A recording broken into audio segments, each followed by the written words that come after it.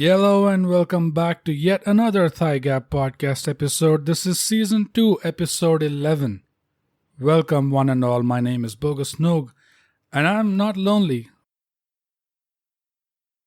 And with me, as always, is my co-host, Being Brut. Welcome, Brut. Welcome back to yet another episode. Thank you, Bogus. It is a dishonor that I'm still here with you on the other side. Mm-hmm.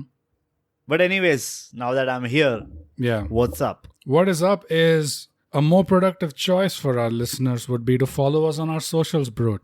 Absolutely. And that is Twitter, At ThyGap, Instagram, @ ThyGap, and our email is mindthygap@gmail.com. Excellent. I don't think we forgot anything else. Yeah, I think there's Facebook. Is there? I think it is ThyGap. Yeah. But yeah, whatever. Brut, we live in strange times. Absolutely, Bogus. In a generation of people who share this earth with you, it's really strange times. And it's disappointing times, sometimes horrendous. Mm-hmm. But what did you mean by strange times? Strange times in the sense that this podcast goes out to 24 countries and all continents across the world. There are people listening. We've connected with people that we never knew existed. Yeah. And similarly with social media and all this information overload, we've been globally more connected than we've ever been in history, probably. Absolutely true. Our known history, at least. Yes. But then the strangeness is that all of this is driving us to be more and more lonely. Yeah, Bogus.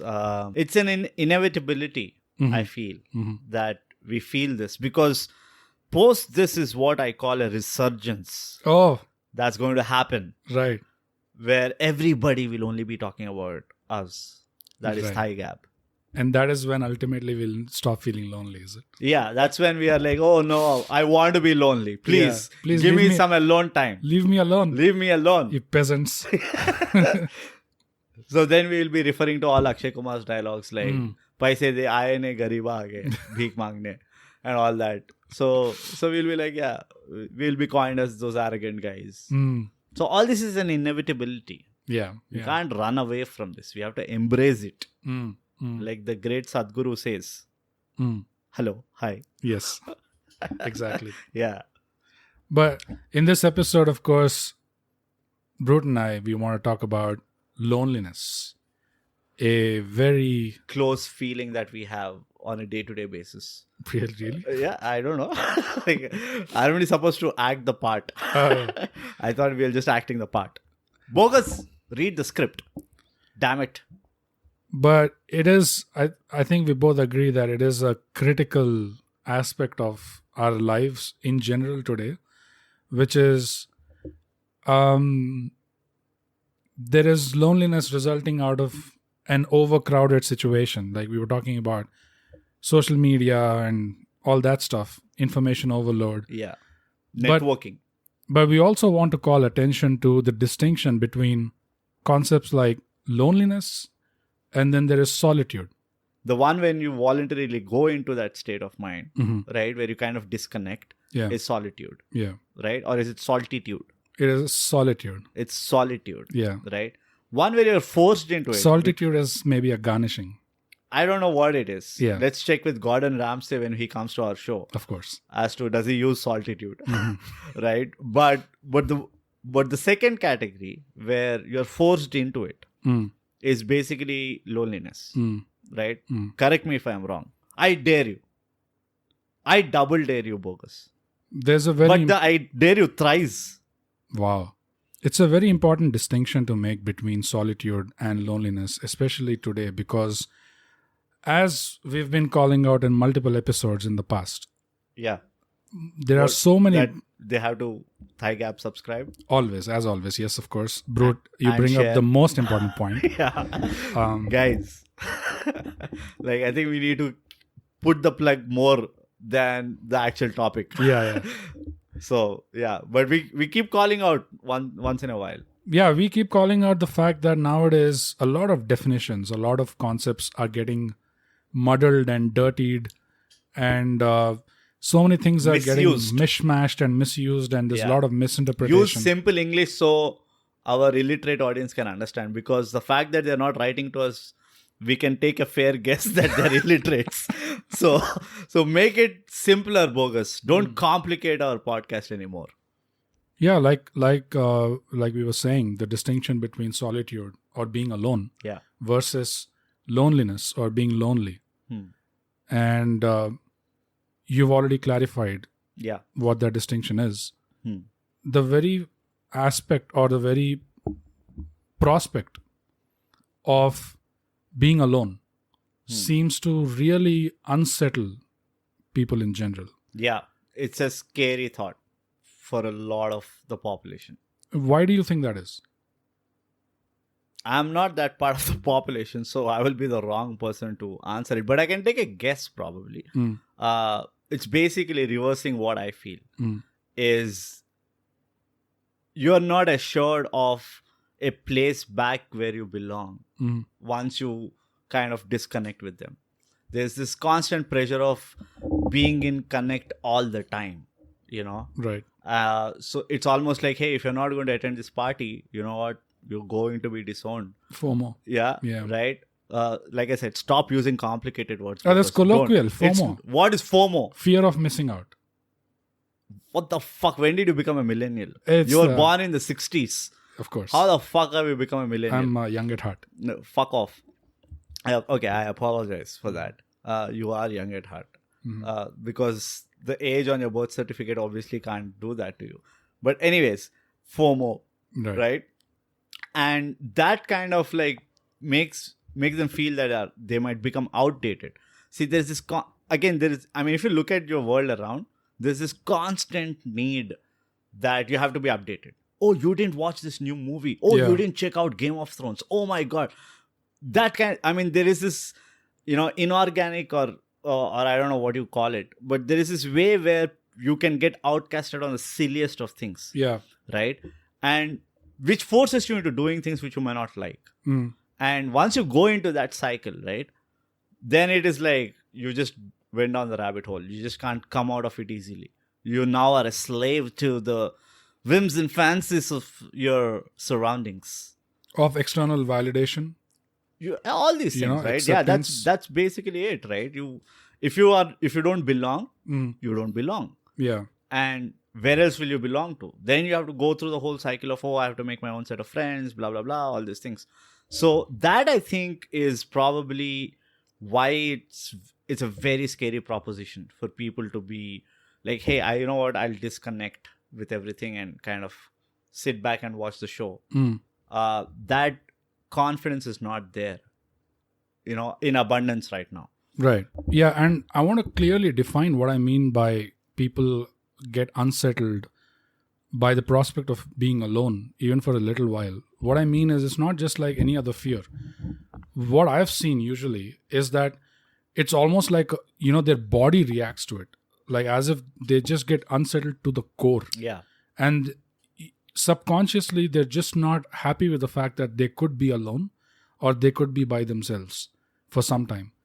And my theory, from what I've observed, is that sort of fear to that extent where, like they physically react to it. I feel like it comes from the fact that they are not either, they don't know themselves at all, or they're not comfortable being in their own company. Yeah, I think the latter. I think it's the fact of not liking to spend time with themselves for whatever might be the reason. The reason can be a long list, right? But the bottom line is, if a majority of them are not really comfortable with themselves, it can be the physical aspect, it can be the mental aspect, it can be anything, right? Which is why they have to rely, unfortunately, on a lot of these materialistic things. Yeah. And I also want to clarify further that when I say being alone, you being alone and watching a movie or consuming some form of entertainment doesn't really cut it as a definition of being alone. Yeah. Because even though you're physically alone, you're mentally not alone in your head. That movie is running through your head, or that form of entertainment is being consumed. You're not really by yourself mentally. Because, the way we function also, the two-way street thing doesn't work with us. as long as we're talking, as long as we are Use the professional word, engaging. It's not talking anymore. It's engaging. When I use words, you tell me don't use words. I'm saying be professional, but don't be like Shakespearean. Okay, it's a little FOMO, difficult. it's a punch in the face with FOMO FOMO is Shakespeare. FOMO is like farting off my, I don't know, what is Romeo, oh Romeo, where art thou, Romeo? I'm having serious FOMO, Romeo. Shut up and watch Game of Thrones. But yeah, the concept of two-way street does not work with us. That's not how we function. Yeah, Like, especially in ThyGap, it doesn't work at all. as long as you're talking, as long as your mind is elsewhere, you're not really receiving. Yeah. So as long as you're talking, as long as you're busy with something else, there's no listening happening. There's no observation happening. There is no absorption happening. Yeah. And for those to happen, you really need to shut up first, right? I somehow feel this is like intended to me directly. No. Just for that one sentence where like, you really need to shut up once, you know. Not during the podcast, bro. Okay, Yeah. fine. Apart from the podcast, outside, yes. But Bogus, we will take it off the channel. Yeah. We need to have a talk. Sure. So, yeah, if you really want to observe, you want, like you said, let things breathe, right? Yeah.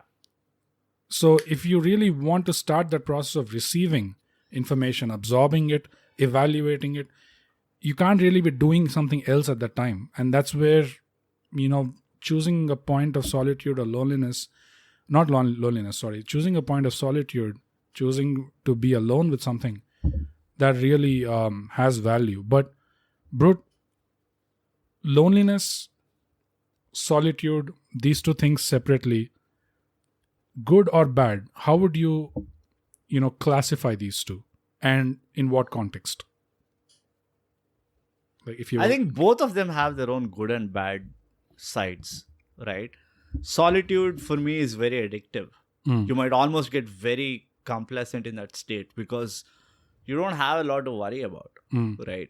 So that can like damage. If you take it too far, you're almost like a hermit, right? Yeah. Like you basically you might lose out on opportunities, or you might do the other side of what you're supposed to do.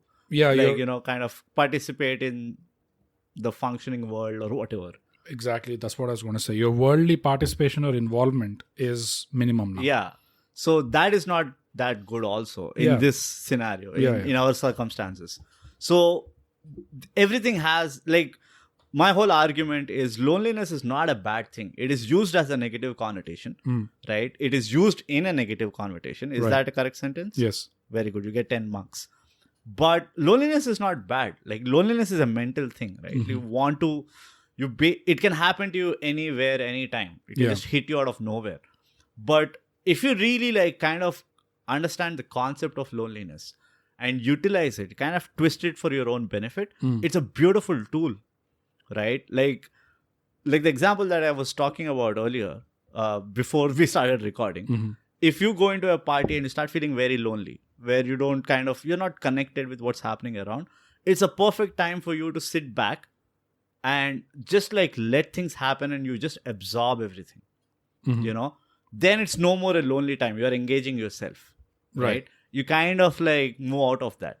So everything has a good, like it has like a positive and a negative kind of a result. It's all about application. It comes down to that, how well you have understood the concept, right? How well you implement it in your own head, and then how well do you execute it, right? So these three things become very important. And yes, a lot of people face problems. It's not as easy said than done. Yeah, it's not easy. It's not easy. Yeah, right? ThyGap, subscribe. Yeah, and share. But it's a very crucial tool for you. It can become a crucial tool for you in your own development, or in you dealing with that fear. Yeah. Right? I agree. Like when you look at loneliness and solitude, and we are especially talking about the fear of these two things. So when I think of fear of loneliness, to me it is something that it's like fear of death, or fear of something that is certain, Fear because failure. Loneliness is, I don't think there is any cure to loneliness per se. You're never going to get rid of loneliness. It is going to attack you at different points in your life at different ages for different reasons. And that's the reason why I feel like one should not like pursue like a full cure for it. Like, oh, I don't ever want to be lonely. That's not going to happen. So the next best thing is, how do I deal with it? So same like death, right? Yeah. I don't have any control over it. It is going to happen. And when I say death, I mean not just your death, but death of a loved one or Once someone again, very close. I feel that you're intending something here. No. Like, your death is what I heard. No. Okay. Your death is the solution, bro. There is no problem with your death. Once again, we'll have second talk after the recording. This, yes. And fear of solitude is, for me, if a very basic example, if I have to give for fear of solitude. Don't give examples. Tell the matter. It's like being afraid of the dark, like when you're a kid. Mm-hmm. So you're afraid of the dark because it is unfamiliar territory. Yeah. And it's just the fear of the unknown. Yeah. But once you force yourself to be in that situation for a while and you come out of it, then you realize that, oh, nothing really happened to me. Yeah. I faced my fear of being in the unknown. Yeah. And I made it out without any problems because I had myself. I was protecting myself. Yeah. I was relying on myself. Yeah. So that sense of self-reliance or self-sufficiency that you get from that example is very similar to what you would get if you start getting comfortable being alone in your head by yourself. You tend to get more and more self-reliant, and you tend to pursue your internal validation more than you would pursue external validation. Yeah, that's a really important point, I feel, which is on a bare level. I'll not complicate it like you did. Essentially, the output of spending a lot of time by yourself or spending some time by yourself is self-assurance. Yeah. You're no more afraid because the very root of the fear is not being relevant. The very root of the fear is not being accepted. But when you kind of accept yourself, you kind of realize almost like, oh, I don't need their acceptance. Yeah. And you kind of express more freely or be yourself or whatever you call it, right? Put any tag to it. And that is the most important thing. And that will also help you. I mean, it's the same solution for the fear of loneliness and the fear of solitude. Mm-hmm. I don't know why I keep saying solitude. A lot of MasterChef shows. Yeah. But it's the same solution, right? Loneliness is also kind of synonymous to solitude, but it's very mental. It's not physical, and it doesn't have a context or anything. You know what I mean? It can hit you in a concert. It can hit you in a classroom. It can hit you anywhere. Yeah. So it's a tougher proposition than solitude, but the solution is still the same. No, I feel that yes, it is tougher, but I feel that there is no solution per se for loneliness. It's about dealing with loneliness. It is just I'm not saying coping with it. Yeah, it's coping with it. Yeah. So is the same with solitude, right? You're coping with solitude. No. How are you curing solitude?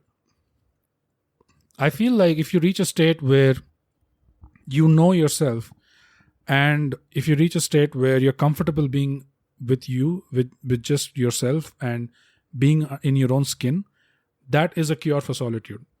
Even after you've come to terms with loneliness, you've made peace with it as a concept. When it hits you, it does feel bad. I mean, loneliness always, it kind of pulls at you because you feel a void or you feel a lack of someone or something. Correct, but it's no more unknown. It is no more unknown, yes. Yeah. But it does suck. It does still feel bad, and that's why you have to cope. Solitude, I feel like once you're comfortable with it, right, it doesn't feel bad per se. It's like... That's the slight difference that I'm seeing. Okay, I give you a point there. But I still feel that because of the fact that loneliness is uncontrollable and it can come from any corner, you do what best has to be done. That is, understand the concept and deal with it. Yeah. Right? And reduce the damage. Yes. If possible, make it productive. Yeah, and solitude especially. Is you voluntarily are trying to make it productive. Yeah, and solitude especially has a lot to do, or has a direct correlation with being in a productive state and being in a constructive Not necessarily. state, I rather think than just consumption. solitude can also be a state of stillness where you just want everything to stop for some time so that you can take a breather. That also is productive or constructive. Everything will be productive. in and my constructive. viewpoint, yeah, bro. I'll punch you. Like, this is the dumb shit that you tell where I get pissed off. Mhm. In that way, everything will be productive and constructive. No. What's the big deal about If you it? sit and watch a TV show, like if you do a marathon and you think you're being alone or you're being in solitude, you're not. Your head is filled with that world, the characters, the dialogues. You're not alone. Yeah, that we established already. So that's what I'm saying. It's Consumption is not not, solitude. that is not constructive or productive, is what I'm saying. So, Oh, you're now, but stillness, Aha. yeah, but stillness, yes, is constructive or productive. Got it. Fair enough. So in terms of good or bad, what I think is solitude at its best, it is constructive, introspective. It really gets you to understand yourself and you start going towards internal validation more. Yeah.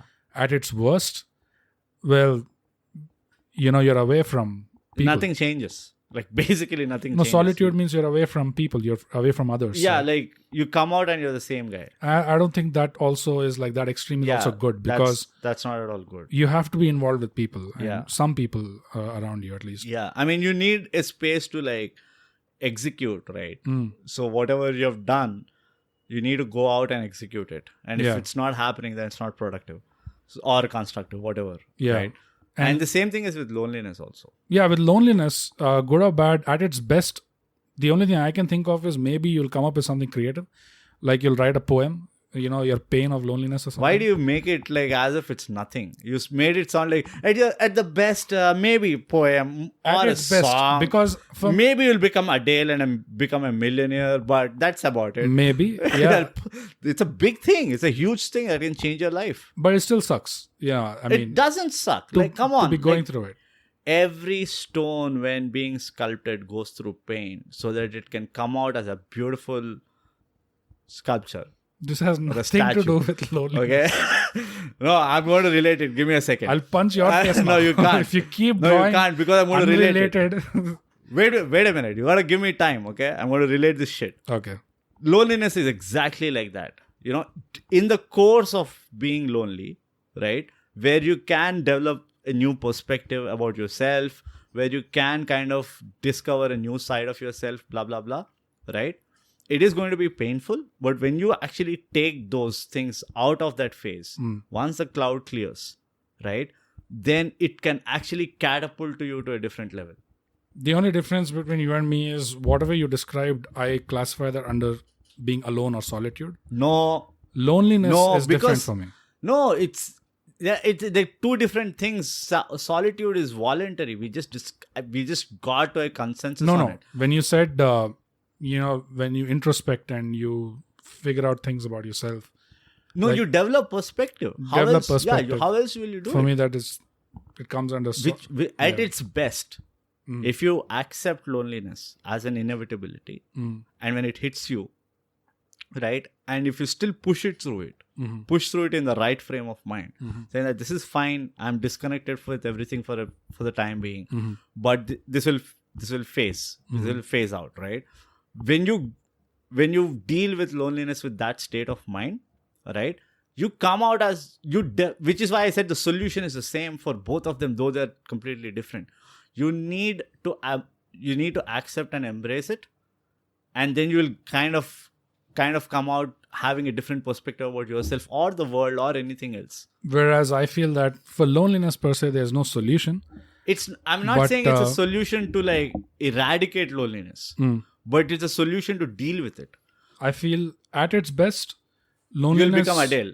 No, of course, yes. But at its best... or Taylor Swift. You'll not only be able to cope with it yourself, but you'll also be able to help someone else who's... Coach with it. help someone else deal with it. around you who's not able to deal with it. Absolutely. You'll be able to help You can them. empathize.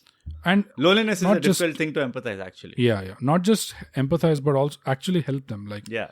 try to, whatever, help Yeah, them. not kind of get it worse. Loneliness at its worst, Brut. You die. That's what it can do. I think it's extremely powerful, which is why you have to be well equipped to deal with it, because it will come. You can't avoid it. I agree to that. It can come from any corner. To the best of the guys, it can happen. Yeah. Actually, the more successful you are, the more probability that you'll become lonely. Yeah. Right? Yeah. And if you let it go to its worst and let it grow on you, then basically you die. The more successful you are, it's more probable that you'll be lonely. Why did Brute say that? Season 2, episode 10. It's not a competition. We just got done with it. Check it out. It's a very lonely place on top. Quote, being Brute. I don't even want to speak about loneliness at its worst, because it's horrible. It is. It's horrendous. Which is why, it's equally very important that you at least know how to cope with it at the bare minimum. And I also feel it's equally important to realize that this is being, on some level, it is being thrust upon all of us. That you're a lonely person. No, I mean, because of technological advancements, because we are in a flux state, we have not still fully come to terms with internet in terms of protocol, how we want to deal with social media, what are the rules for social media. We're still in flux with all of this. So the impact of that is this sort of state of loneliness or depression or whatever, it's being thrust upon us. And so it becomes all the more important for an individual to understand that... Get out of that bubble. This is something you'll have to fight against. There should be more conversations which you are able to have with a stranger. I mean, like good old cafe days in Hyderabad. All the conversation would all start with probably, can I have a matchbox? Yeah. Right? Or can you pass me the water or whatever? Yeah. And then because you're visiting the same place and he lives say probably 10 lanes away from you, it starts with a gentle smile and then a wave, then a hi. Yeah. Then about weather or I don't know, random shit the tea prices increased or whatever. And then suddenly you're having this full-blown conversation about the economic of the country and all that. The deepest conversations I've had with complete strangers was on trains. Yeah. Indian Railway is a great... gives you enough material to have a common context. Yeah. Some guy who, by the look of him, you would not think, he has a lot going on inside his head. Yeah. But then he starts talking about all kinds of topics under the sun. Yeah. And those were healthy, I mean, not physically. Yeah. But mentally they were very healthy. Yeah. And I miss that, to be honest. I really miss that. I miss going to a random coffee shop or whatever and just being able to just start a conversation with this random guy. Yeah.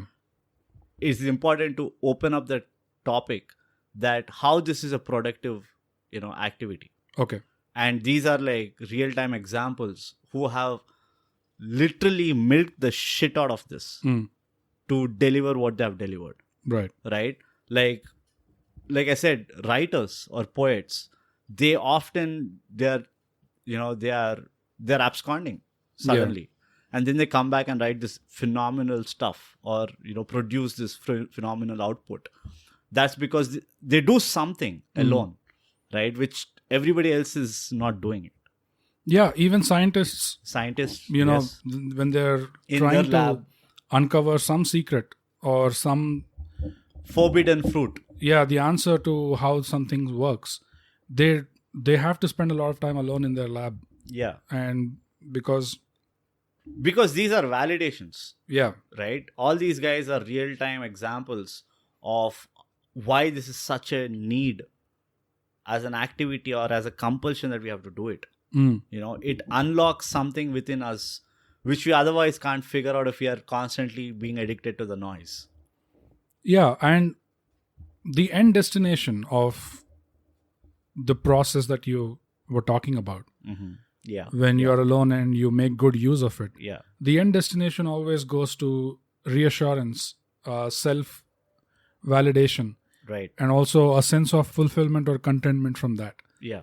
That I don't always need external validation. Yeah. I know who I am. Right. And even if there are 3 or 4 people in front of me telling me that I'm worth nothing, Yeah. I still know what the truth is. Right. So I can walk out of this situation Right. and I can go somewhere else and I can be myself there. Yeah. The irony that I see is on your way up, right, in any walk of life, you are a very lonely guy. Yeah. You're almost alone. Nobody is kind of encouraging you. Yeah. There's a lot of doubt around you, or there's a lot of discouragement saying that, oh, you'll do this, Yeah. blah, blah, blah. And once you finally made it, it is still a lonely place. Yes. Right? Yes. It's such a big irony. Which is the most important, I guess, the point of this episode, which is that loneliness, the reason why we said earlier that it's not something you can control or you can solve, it is something that you'll have to just cope with, Yeah. is because it is one of those certainties in life. Yeah. Like death, like taxes, loneliness was always a part of life, like misery. Like in Buddhism, they say life is misery, basically. And you have to go through it. It's the same thing. Like it's loneliness. It's never going to leave you. And there could be very deep reasons as to why we feel that loneliness. And you could go down a spiritual path and you could try to explain it through the lens of spirituality as to why we feel lonely. Right. You could go down the scientific road, and then you could even come up with a scientific explanation of why we may feel lonely. Right. We don't want to do that because that goes a little too deep. Yeah, and also we don't like to be smart in our Too podcast. smart, We yeah. don't want to be too smart. We don't want to threaten anyone Nobody. listening. Already illiterate audience that we cater to. Right. We don't want to make them feel more illiterate. But if you do want us to get into that, then there can always be a part 2. There can always be a new episode altogether. Yeah. Which we will work on. Yeah. Provided at least one guy responds saying that, yeah, guys, I want to listen more of it. Yeah. Then we will definitely do it. Because the spiritual perspective or the scientific perspective could get a little deep and it could get very esoteric because we ourselves are not Nobel physicists. Yeah. So we're going to explain it in our own colloquial. By esoteric ways, right? I'll punch you in the face. Esoteric ways. Everybody understands esoteric. Everybody understands Nobody esoteric. understands esoteric. If I represent the general audience, okay? Think mystical. Esoteric, mystical, similar. Like juju. You stop Voodoo. thinking, Bogus. Okay? Yeah. Stop thinking. And for once, I think it's time you go back to your solitude. Yeah. Okay? The world has had enough of you for the day. So, on that note, I want to say fuck off. Okay. And while you do that, ThyGap, subscribe. And share. And share. And watch how I ignore Brut telling me to fuck off because I am self-assured and I do not need his validation. You see, guys, that's how it works. Thank you, Brut, for that example. Bogus shares his chest for acceptance. That's what Bogus does. That's Bogus's hack to acceptance by the society. Right. Just shave my chest hairs. Yeah. Yes. But it is a definite way of getting societal acceptance. No, it is something that, everyone I feel that needs to just make peace with. The fact that one day you're going to die. The people you love are going to die. It's just around the corner. Can't really predict when. It could be tomorrow. Could be the next 5 minutes. In the same way, loneliness, there's no controlling it. You're just going to feel lonely now, tomorrow. If you don't feel it now, maybe years down the line, you're going to feel lonely, but you will definitely feel it. So how are you going to cope with that? And how are you going to, if possible, the best case scenario, like we said, how are you going to help someone else who's going through the same?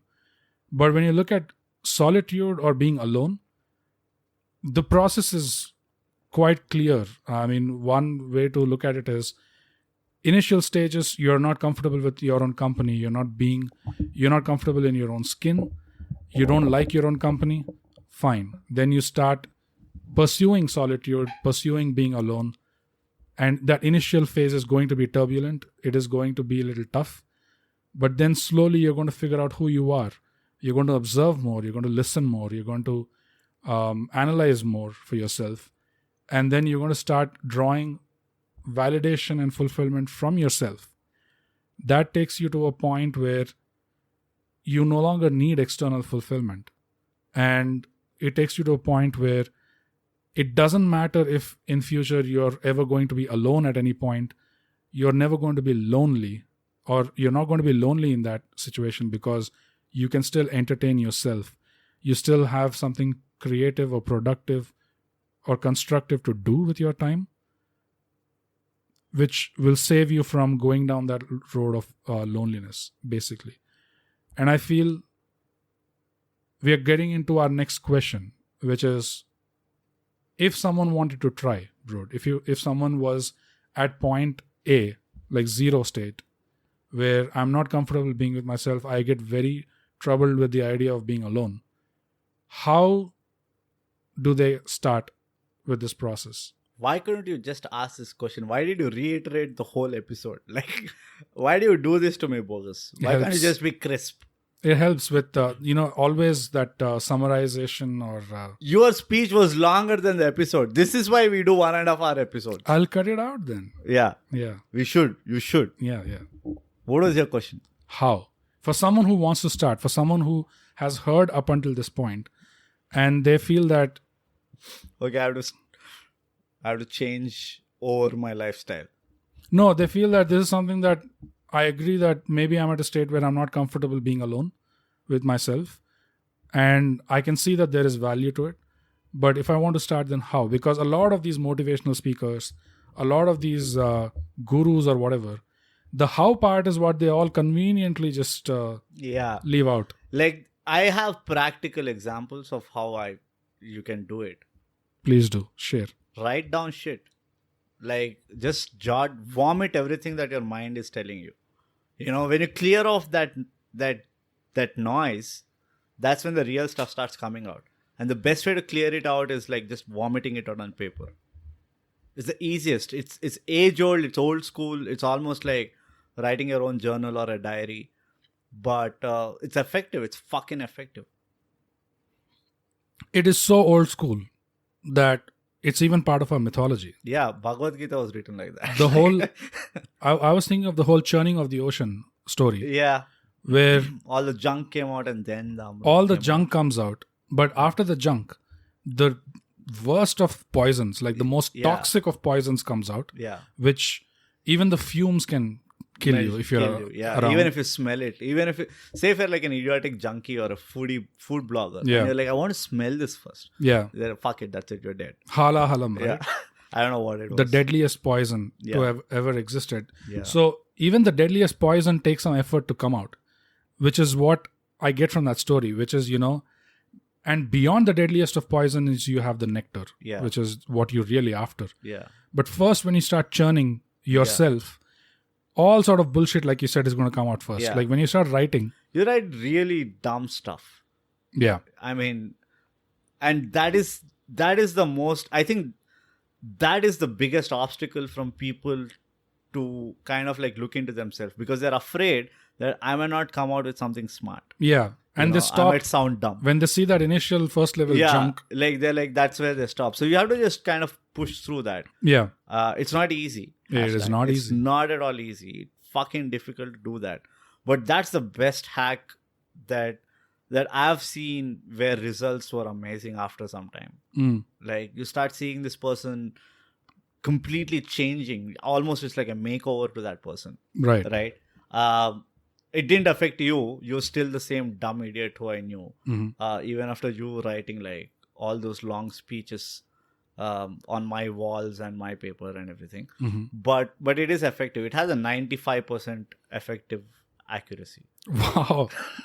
Is this like a I was almost making like a Telebrands this thing where like this is 96% accurate. Yeah. This is 96% effective. 3-4 dots of bacteria you will still see. That will be there. Yeah, but those wiggly worms will remain. But most of germs are good. Yeah, like, germs are good. That little bacteria is for good immunity. For you. It kind of develops your immunity. You need that to kind of make sure you know what is good. Yeah. Like so you need to hold back some sample set. Yeah. If you throw out all your bad decisions or bad thoughts, then you will not know which thought is good or bad. So you can't make any jewelry out you of can't gold, make bro, distinction without adulterating the gold first. Yeah, you Pure need gold to make distinction. Yeah, it is too bendy. Yeah, Yeah. it's too soft. Yeah.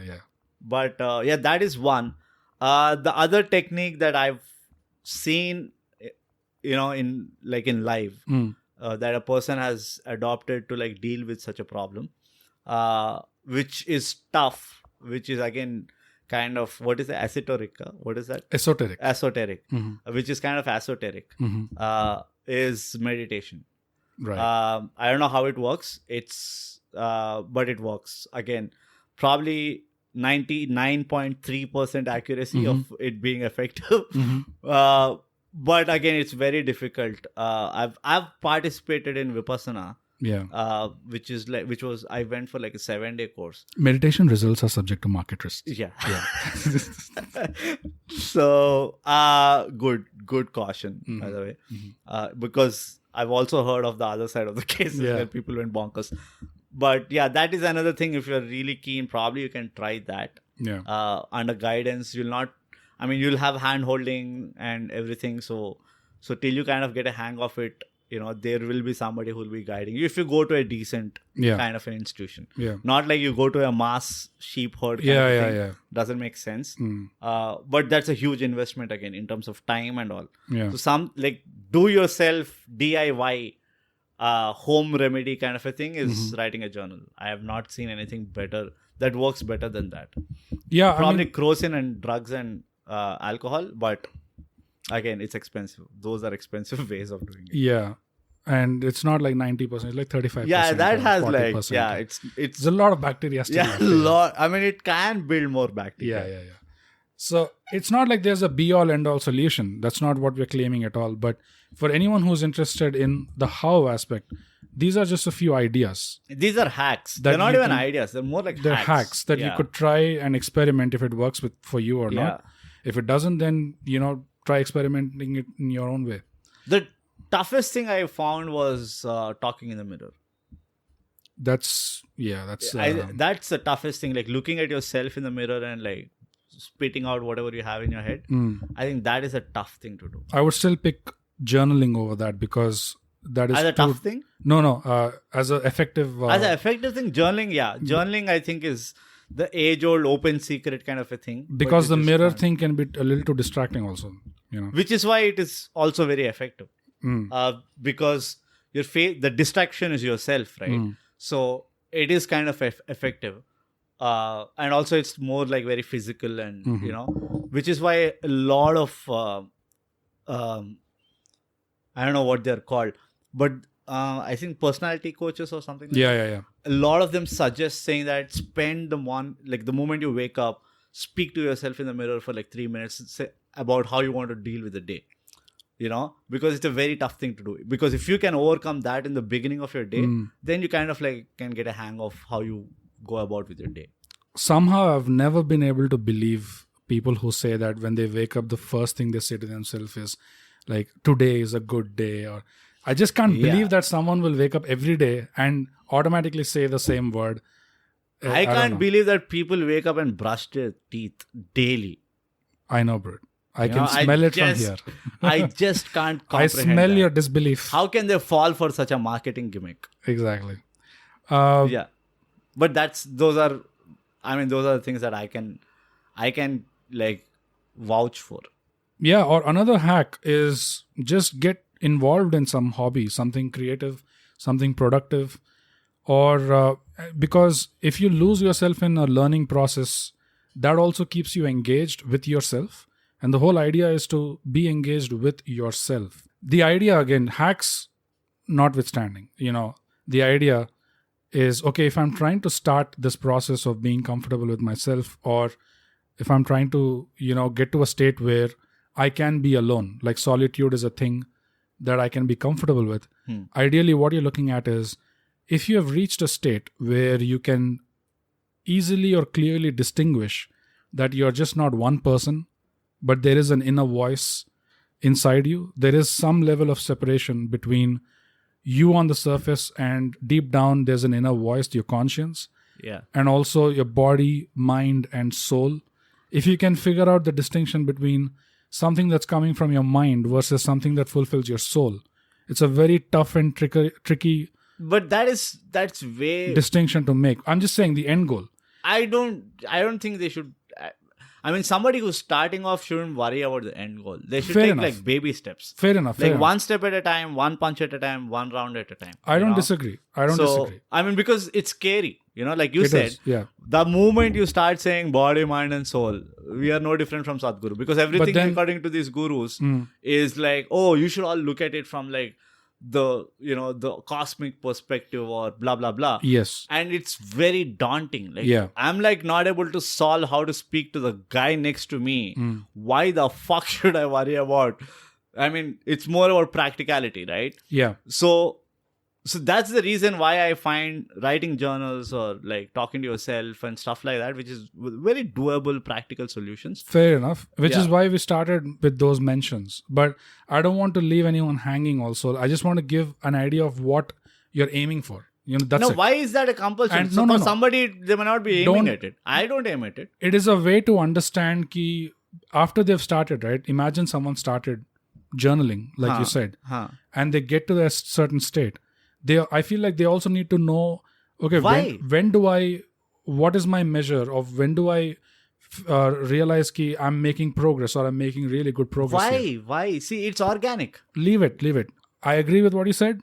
Let me just say my piece here because you're confusing everybody. I am not confusing anyone. Yes, you are. The way to start is with these hacks, yes. But a way for anyone to understand, let me just finish, bro. The way for anyone to understand if they've made good progress with solitude or being alone is if you can clearly distinguish the separation within yourself. It's not just you, it is your conscience, it is separate, it is your inner voice. And then, let's not even go till body, mind and soul. I'll tell you why. But at least this part. No, I'll tell you why that's not the right benchmark. Because for you to go to that stage, okay, or for you to get that distinction at the vaguest level, there are eligibilities, okay? There are checkboxes, right? This is a very practical problem that people face. Loneliness is a practical problem, like, in the current circumstances. Yes. Being able to being alone is a practical problem, right? Which can solve or which can help them in their practical scenarios. Why I'm so dead against not exposing to that. If somebody is organically, inclining in that direction, right? Then it makes sense. It's fair enough. Then you can kind of go into that. But if somebody is going into this, solving the problem of being alone or loneliness or dealing loneliness, this is not even a proposition that they should be aware of or they should be exposed to. The reason why I'm saying is, if they jump the gun in the pursuit of the bigger proposition, or which is more fancier proposition, they can fuck things up for themselves. I've seen cases where, and that is the reason also why I do not suggest all these, I mean, if anybody comes to me, we can edit this shit out, by the way. Which means it is going to stay in. Okay. No. Whenever somebody comes to me and says like, dude, I've joined this spiritual engineering course or blah, blah, blah, right? And if I know a little about that person and if I feel that, okay, you have more basic issues to solve, right?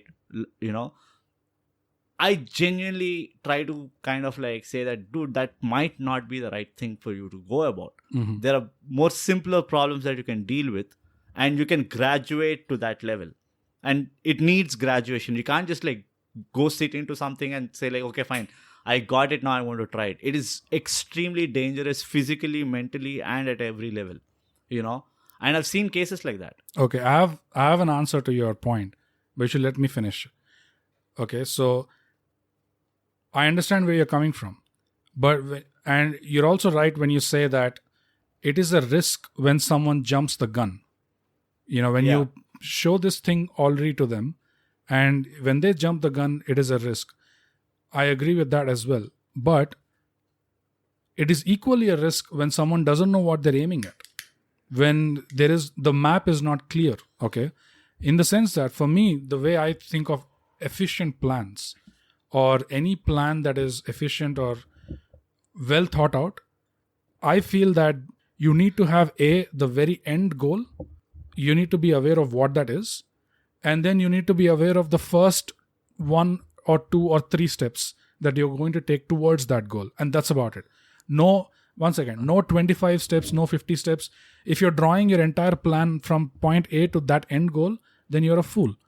Because there's so many unpredictable variables. So you start with the first 2, 3, and then you just keep that end goal at the back of your mind. Because without knowing where this is all going, your plan can go haywire. So there are equal risks this way as well as the other way, like you said. No, the difference here is, Bogus, you need to and please give all your attention to this point, okay? What you're doing is you're generalizing the whole concept of what is the end goal from your perspective. Yes. You are not thinking from an individual's perspective whose end goal is to first deal with solitude, or his end goal is to deal with solitude. Then my point is to bring to their attention the fact that what you're thinking of as an end goal is not the end goal. That is not necessary for him. You're showing the gravity. This is how, this is how pressure is put on people. This is how it shows that, oh, you're not even here. There's a bigger picture which you're missing out. Yes. Which is not constructive. Trust me, I've seen it in people. It is not constructive. If you really care, right? If they get to this point where they deal with this particular situation, it's not a big problem, right? Getting comfortable with yourself is probably a year's work, right? Subjective. Depends. Subjective. Let's play the law of averages. You spend every day 1 hour. At the end of 1 year, are you not comfortable with that 1 hour that you spend with yourself? Can't say. Right? So exactly why, if you start giving the end goal, right? You can't, it is not like a concrete plan. It's not, from your perspective, it is like, hey, you have to draw the end goal and the end goal is this in the bigger picture, blah, blah, blah. That's because you're aware of it. Imagine a guy who can't deal with spending 5 minutes with himself or herself. They imagining something of this gravity. It's even more daunting. So like you said, and to be very frank, like you said, it is a matter of eligibility. A lot of these things, it goes down to individual eligibility.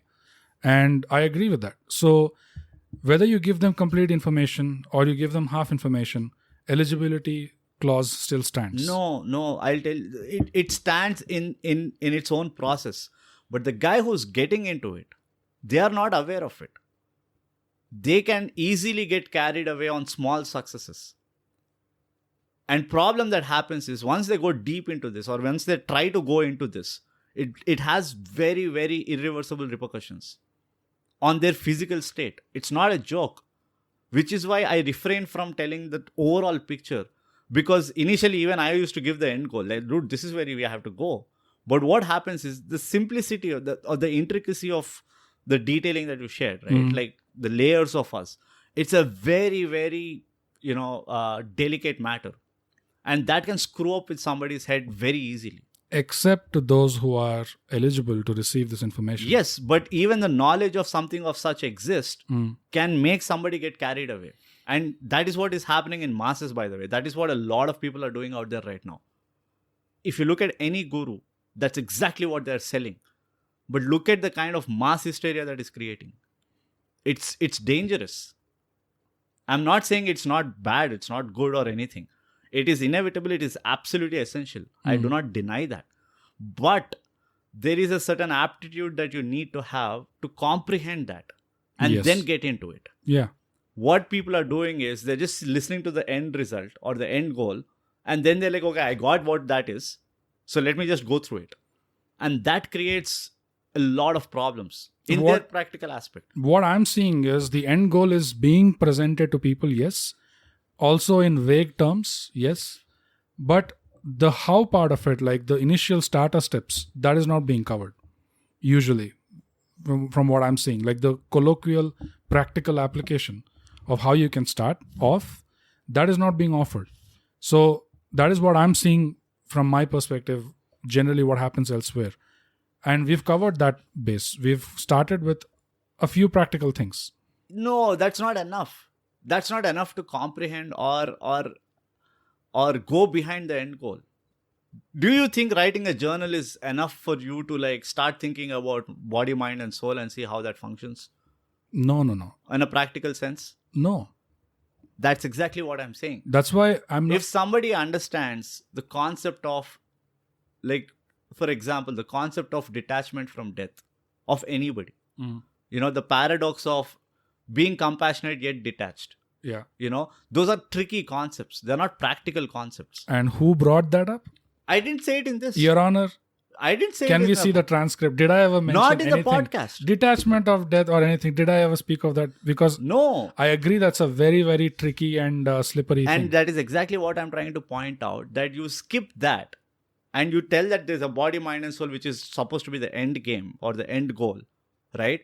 It's a very, very lucrative thing and they get easily carried away. Okay, why do you keep latching on to the tougher terminology that I use, body, mind, and soul? Let's keep that aside and let's just think that... What is your end goal? If you reach a point where you can distinguish, the layers within yourself, it is not just you, it's also your inner voice. So to understand that concept, what are the other concepts that they have to understand? Did you think we have covered those concepts to understand this? If you start journaling... Even to understand the end goal as it is.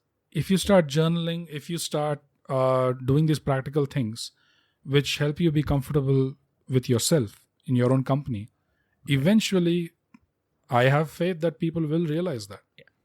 It's your it is my faith. Thing, it is right? my subjective faith, but also there's the question of eligibility. So I'm only talking to, or I'm only addressing people who are, I guess, eligible. You can't do that on such a platform. Come on. Can't do that, bro, because unfortunate. That's what I'm saying. Unfortunate reality is not everyone is going to be eligible for everything. Yeah.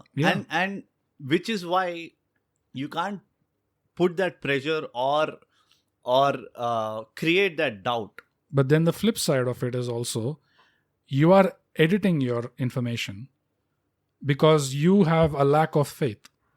So let's say a lack of faith in the eligibility, let's say.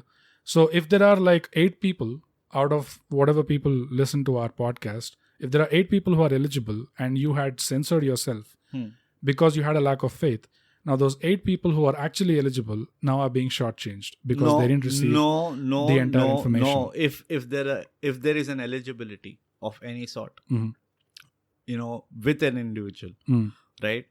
It practically is impossible to shortchange them.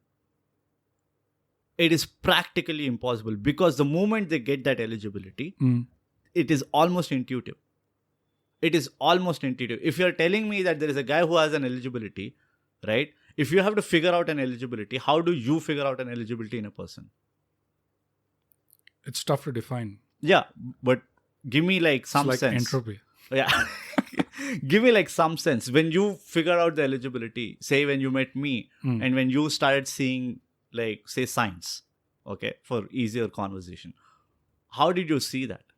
It was more easier in our situation because we were on the same page on many things. Right. So that's how eligibility person gets his own or his or her own information. Yeah. They know how to tap that. They don't need an explanation. They're not spoon feeding, right? But what they would probably need is, like you said, the practical aspect of it. They intuitively know, hey, you know what? There is something like this. I vaguely get it. How do I go about it? That's what they need. And that's why they go to different places. They meet certain people or whatever, and they try to, unfold that process. But say a guy doesn't have eligibility and then he's presented with this concept, right?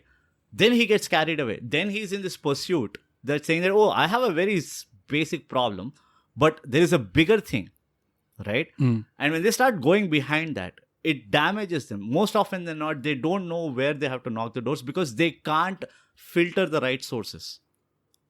So it's a practical existing problem. The way I look at it is, I get where you're coming from, but the way I look at it is, there is value in tailored information when you're dealing with someone one-on-one. Yes. But like this, where you're speaking to a group of people or you're speaking to like a podcast where you never know today how many will listen, tomorrow how many will listen. Right. In that situation, I feel tailored information is doing a disservice. No, in that situation is not even meant for such a conversation. That is, okay, I agree. Because the very fact that the whole mass hysteria that's happening is because they are creating this kind of platforms, and that's not how it's done.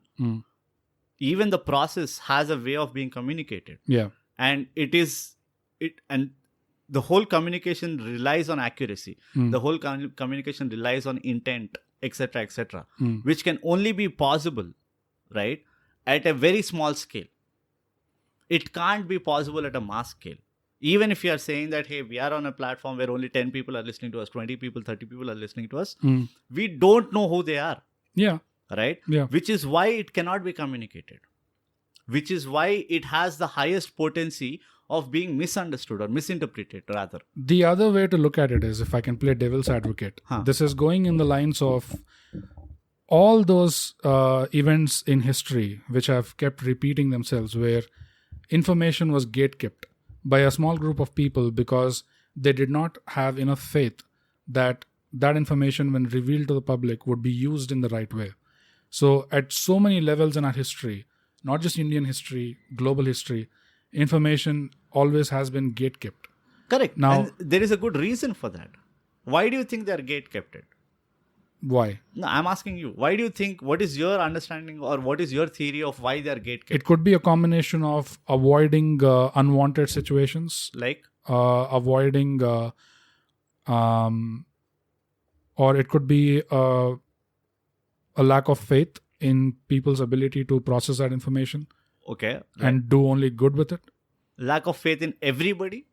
In general, yeah. Like you said, I don't know who's listening to this, so... No, but in the history, when this information is being gatekept, why, you said one of the reasons can be, what was the first reason? Well, that it would be either misinterpreted or used in the wrong way. Wrong way, right? Yeah. It's misused of that information. Yeah. Now that points to the fact that, okay, we don't have a character certificate to all these guys, so let's not give it to, let's not generalize this, right? The other one you said is that they don't have faith in the commons thing, which kind of relates to the first point. The reason why they don't have faith is there is no certainty that this will be understood in the right sense. Yes. Right? So it obviously trickles down to the second point that, yeah. Now, the other thing is, whoever has this information should be relatively smart enough to understand the consequences or the consensus of how this can be used. Because they went through the process. Yes. Right? So they know for a fact that it's not something that you can hack your way into. Okay? Okay. You need to earn this. There is a way of earning this information. Yeah. And if I give it out into the public, right, then it's basically easy pickings. And everybody or anybody can, and because it's also heavily relied on subjective experience, right, we don't know what the output is going to be. I don't agree. There's no calculation to it. Yeah. I don't agree that it's easy pickings, because it's like an open secret again. It is already an open secret. Yeah. It is already an open secret. So it's not easy pickings. In a sense. Yeah. But what we are trying to talk about is making it the obvious, like, theory or manual, like the 10 commandments, saying that these 10 are this, fuck it, take it, live with it. No. Whatever. See, we clarified that we're not doing that. No. And if I can clarify once again, for those relatively smart people, or the few eligibles that are actually listening, what I meant was, yes, the most important thing is the practical hacks to start off with that we suggested, or anything else that you want to try. The overall goal that I mentioned, which is of being alone, if you can come to a state where you can be comfortable in your own skin, you understand the distinction within yourself, like you understand the layers within yourself, your inner voice, etc. Then what I mean by that is not for you to keep thinking about that all the time, but that's just a reference point that you keep at the back of your mind and don't think about it, but focus more on the practical starting off.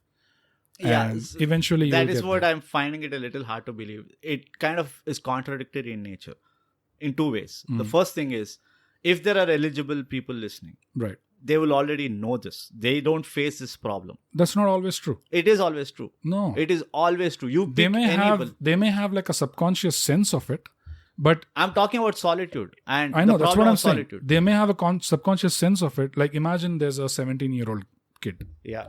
who has a subconscious sense of it, but still has not come to a point where they could articulate it well enough. Because even for us, even for me, I was not able to articulate this in my early 20s. It's only in my later 20s or early 30s that I could actually articulate this. But where it became more concrete for me. correct. But how is this kind of being counterproductive for them? It's not. If they have a sense of it, they already are experiencing it. If they have a sense of it, I mean, you get the sense of it when you experience it. You don't get it otherwise. no, you can get it otherwise as well. How? Give me one case study. I really am interested. I don't think in whatever experience that I had, there is not one case that I came across where they had a sense of they had a sense of it, but they didn't experience it. It could, they might have experienced it, but the question is, when did they experience it? It doesn't matter. That doesn't matter. Because it's not a race. It's not a competition that, I have to experience it before 21 so that it actually manifests. No. This will go a little bit into a little voodoo, heebie-jeebie kind of areas. Fair enough. It's the information you get in your DNA, right? Absolutely. Either if you say spiritually, your past life, collected experience, all of that, or the information you get from the DNA of your parents. You could have a subconscious understanding of it, but yet not experience it. But the source doesn't matter. But when it gets articulated clearly for you, right, before your time, like if someone is 17 years old and they hear this articulated, they had a sense of it, but if someone articulates it, then you're accelerating their progress. What is the need for it? I'm asking the need. Because what is the we have a limited time. Of we what? keep going through these cycles of getting a little old and then realizing and I should have known that before. You have a limited what is time my complaint? To make a good life. Your life is either way is good if you are eligible, because the self-contents you understand the nuances of the contemporary world or the surrounding or the system that you are in. You're almost kind of like you go through the right flow automatically, right? You might have practical issues. That's unavoidable. That is the curse of life. But in essence, you already have a sense of all this because you're experiencing it, like even without you realizing it. And you are gathering that information.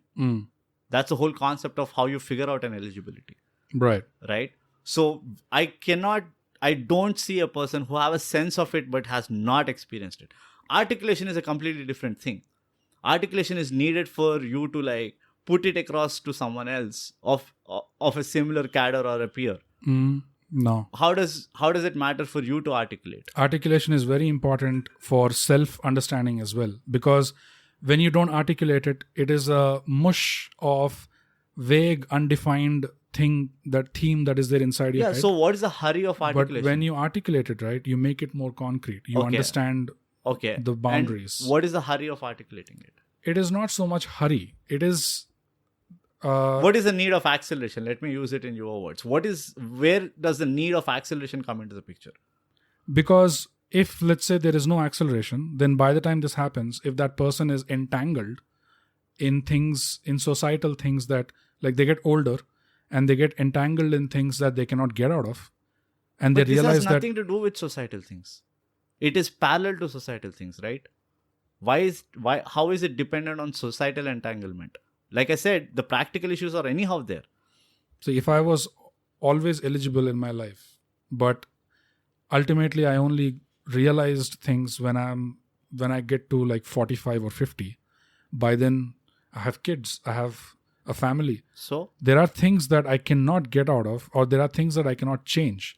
I have to work with those variables, right? Okay. So acceleration helps because before someone gets into those uncontrollable variables, they have more authority, they have more say in how they get into those variables. Maybe they get into better variables because they understood themselves better before they got into such entanglements. They pick better family. I'm still not able to understand the connection between the societal variables versus the concept that we are talking about. How is that? Where is the correlation to this? Where is the correlation indeed? As you can see, in an episode about loneliness and solitude, Brut and I, even though we are both together in this room, we are sitting alone with our perspectives. And this can happen at times. It is the ThyGap podcast. I don't think we've ever had an inconclusive debate about a topic, bro. But it was very, very interesting because I always feel like we both are almost there. Wherever there's a point, right? Yeah. Especially when it comes to things like this. I think it's approach. I think the difference comes in approach. Somehow, there is a need from your end where you feel that this has to be put out. I feel like it is, whenever we get into these situations, I feel like we both are walking towards the same destination. It's just that we are walking in parallel lanes. Yeah. But it's going through the same direction. Like they say, spirituality is like a pyramid. You have a gazillion ways of reaching to the top. There's no one set way, right? So yes, there can be, if there are gazillion ways, I'm sure there are a bunch of parallel ways also. But it will converge at some point, right? So, bro, if you and I could not end a conclusive debate on this, I'm sure no one listening to this has as well. So, of course, we want you to write into mindthygap@gmail.com and let us know where you stand on this. Yeah, or send like a test mail. Like, let's start with a test mail. Yeah, and just to check if our email address is still working. Yeah, I know, right? Yeah. And I have a good feeling that given the opportunity, Brut and I can do another episode on this. And if anyone is interested, we can go into those more deeper areas of science and spiritual perspective as well. You might be a little clueless as to what we are talking about right now, but that's fine. But that's fine. Yeah, that's ThyGap stuff. No harm done. Yeah, you just subscribe and share. That's it. That's your job. That's all you do. So that was the end of our, air quotes end of our episode on solitude or loneliness. Hope you had a good time listening to this. And follow us on our socials and write to us at mindthygap@gmail.com. Until the next time, as we always say, ThyGap, subscribe. And share. Please share. And share. Hey, thanks for listening. You can follow this podcast on Spotify to get notified of new episodes every Thursday. We're also on Apple Podcasts for those of you who have partaken in the forbidden fruit. If you liked what you heard, leave us a 5-star rating and a comment. Say anything like the quick brown fox jumped over the lazy dog. A rating and a comment really helps us out. It's free, and I'm told that's a great price. But enough about us, huh? Tell us about yourself. Leave us a comment. Our Twitter is @ThyGap and we are _ThyGap on Instagram.